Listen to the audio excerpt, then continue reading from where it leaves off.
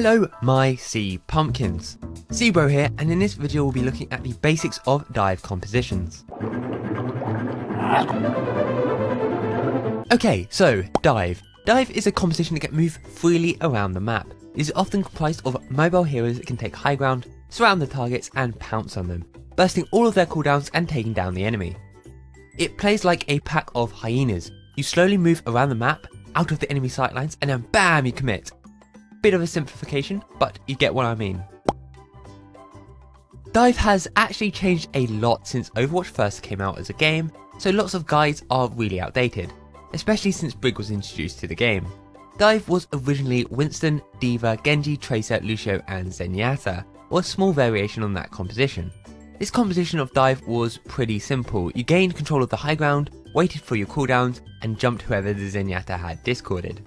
Since then, the collective knowledge of the game and how dive works has changed a fair bit. Whilst Winston D.Va is still the go-to tank lineup for dive, DPS heroes are much more flexible. Tracer, Doomfist, Sombra, Genji are all good dive-based picks. You can also chuck an Ashe, Echo, Pharah, Widowmaker or something in there too, anything that you can follow up on or initiate a dive on. But those will fundamentally change the composition and it becomes less of a dive comp and more of a hybrid dive comp. The healers have actually changed the most out of any roles in dive. Typically, Ana is your go-to flex healer and Brig is your go-to main healer.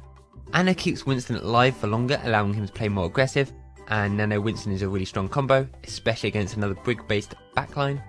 Brig protects the Ana and they play together like glue, but also looks to push into the enemy to get value. Funnily enough, dive compositions are all about dives. You have three types of dives. Soft dives, which is where you don't really commit to anything or expect any kills, but you might do it for team ultimate charge, to gain space, force enemy cooldowns, or take the attention of the enemy.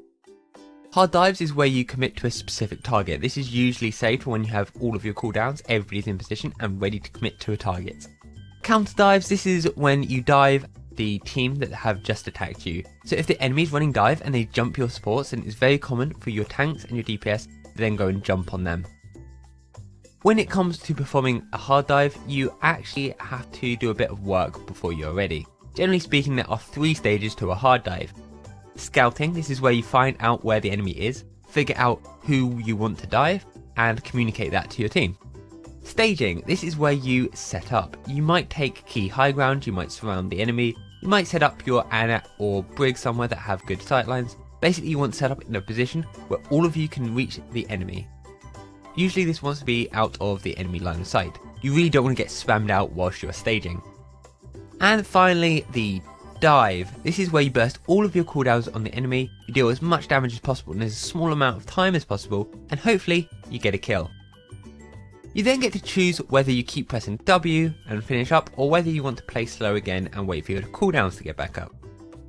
Now I want to talk about timing, because this is not only the most important thing about dive, it is also the thing that people seem to have the biggest problem with.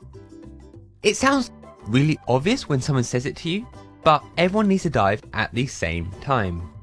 It's no use your Winston jumping in, and then a second later, your Tracer jumping in too, then a second later, your D.Va jumping in. Dive is an explosive composition, and the longer that the fight runs on, the less likely you are to win.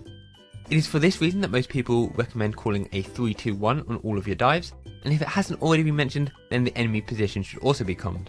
You want to do everything possible to make sure that everyone is on the same wavelength about when and where you are going to dive.